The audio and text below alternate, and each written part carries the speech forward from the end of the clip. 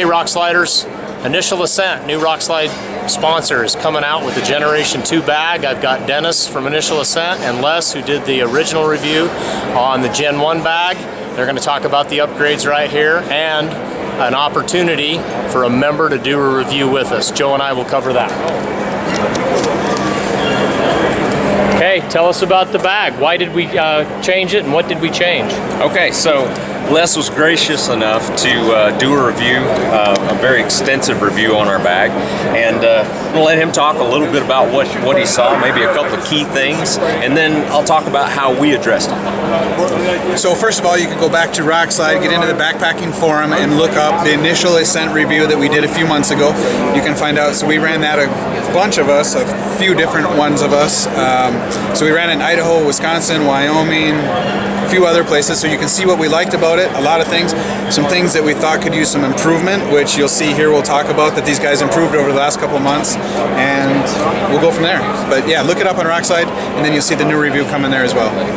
So one of the things that Les brought up to us, and we had been trying to come up with a solution for what we were doing. We had some clips called ghost hooks that actually would clip into the mollies here on the bag, and it would allow you to move the clip or the lid strap from one point to another, so it was adjustable. What we found was we really didn't need that adjustment, okay? And so what was happening with those ghost hooks, several times with Les, they would slip out, and then all of a sudden one's gone, or somebody's picking one up for him and say, hey, you lost this. So we had been trying to figure out a solution. So what we did was we actually fixed that permanently to the bag, and now you don't have to worry about it. Exactly. So over the course of one trip in Idaho, 7 or 8 days, we lost that strap 4 times, I believe, and we found it 3 times, so we're missing 1 or 3 and 2, something like that. And the concept is great. It does allow the adjustability, but like you said, we didn't really see where that was needed because we have the adjustability built here, and so that was just coming out a little bit. One of the other things, same concept that we kind of run into, is the bag attachment, which actually pretty tight here. Perfect. So that was, this slot was a little bit wider in the Gen 1 bag, and that was one of the things that I touched on in the review a little bit, was just I actually lost one of those straps as well, and so they took that, we're already working on it, but took that back in-house, and that actually, that slot is actually a little narrower now, so that's just it's almost a press fit, so to speak, in and out of there. So that was one of the very few critiques that I had, but both have been, addressed now in the Gen 2 bag. Yeah, so with this frame, what we did was we actually took and modified that slot size. And so the slot size, believe it or not, changed 4 1/1000ths of an inch to get exactly the fit that we want. It's really hard to get it in there, impossible to come out. And another thing that we did, we actually added a flap right there. So if there is slack, there's just no way that thing's going to come out. So that's how we address that. When he says 4 1/1000ths, pull one of your hairs out, you're talking 3.5 thousandths to 5 thousandths of the thickness of your hair. So that's the kind of minute adjustments that they're making to the pack, but that makes a world of difference in the use of it. So, all right. Anything else on the Gen 2 besides those upgrades? Yeah, so one of the things that we did, and we got a lot of feedback, there was another review that was done, and it was done down in Arizona. Our stretch material, or our expandable material, on the front and on the sides, it was just not the material that would hold up under harsh conditions. So we sourced another type of expandable material, and it's a really robust, tough type material that's going to last out there in the hardest conditions. So another one of the things that I didn't have an issue with, I've always run a smaller spotter. I'm an elk guy who's in tight, or an eastern guy who's in tight. But Robbie and these guys who are using bigger spotters that I've kind of found I should probably use, the side pockets were a little tighter on those. So the real big spotters, especially the angled spotters, were a little bit of a tighter fit. And I really didn't have that issue at all, but they've had that issue, so that's something else they went and addressed. And, Yeah. and he can touch on that. Spotter bags on the other side. Right. So we actually added a full inch to our spotter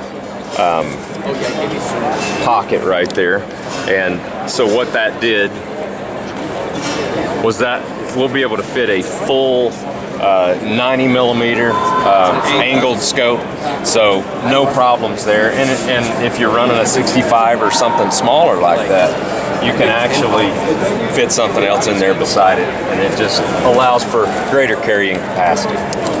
Gotcha. And then your tripod goes here. The tripod actually goes on the other side.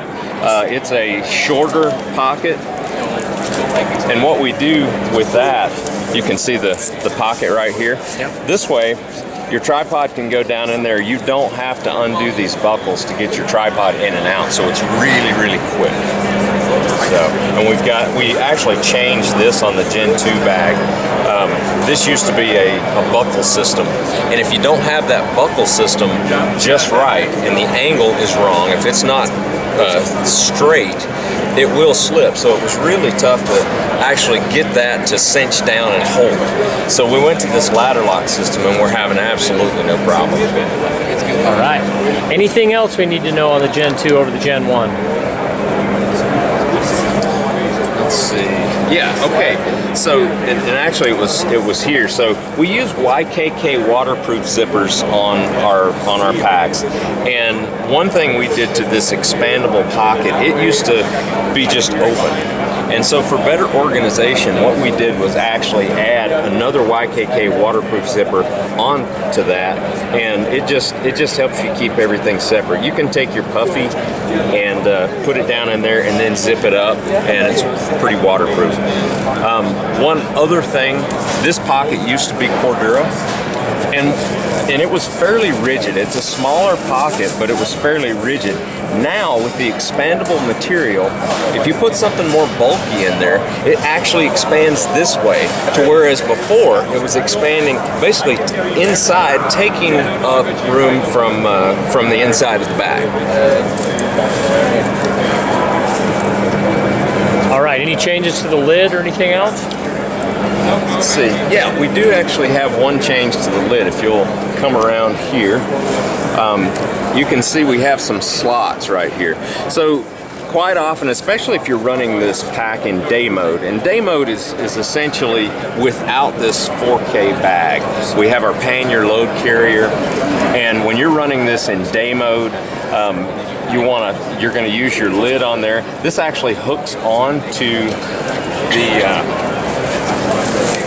the top of the frame, and so if you're running in day mode and you're not full, it hooks up there and it just hangs there. So it's a really, really nice feature to keep that lid high and not down on the top of the pannier.